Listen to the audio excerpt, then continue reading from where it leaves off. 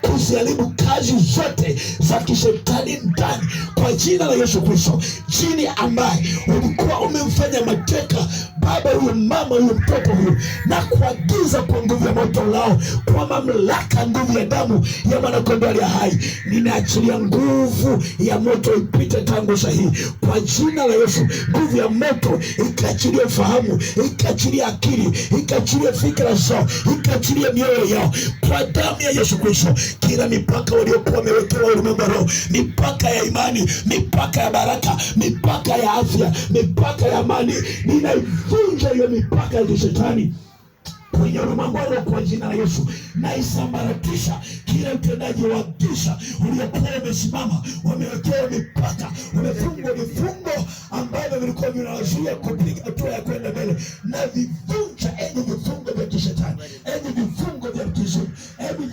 vifungo ninaviyeyusha kwa nguvu za moto, na sambaratisha kwa nguvu ya moto mkali lao.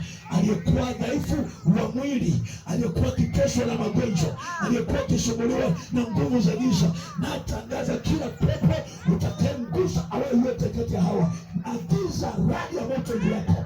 Ninausimamisha upanga ambao hapata kuona atakayeushusha, wala jini atakuwa hapata kuona jini mwenye kuushusha, wala mganga wa kienyeji, wala roho yoyote. Ninasimamisha upanga wa moto ukatae kuwini. Ninasimamisha radi ya moto na nyundo ivunjayo.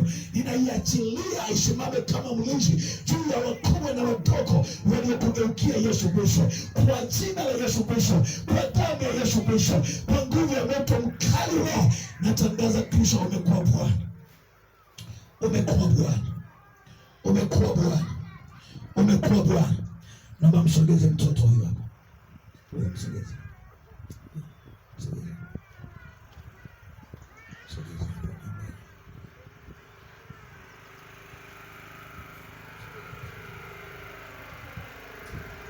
Baba Mungu unaishi,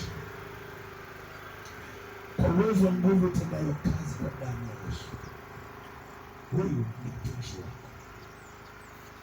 Wewe ndiye mfinyanzi wa ufahamu, ni mfinyanzi wa akili, ni mfinyanzi wa nafsi, mwili na roho.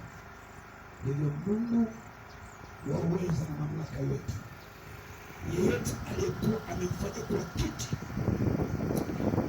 kwenye ulimwengu wa roho, aliyemfanya kuwa kitu kwenye ulimwengu wa roho, aliyeiba ufahamu wake, aliyeiba akili yake, aliyemfanya kwa namna yote, ninaachilia nguvu ya ukombozi na inyang'anya nafsi yake katika maficho, katika shimo, katika kila maficho alipoficha, na arudisha ufahamu wake, na arudisha akili yake, na rejesha viungo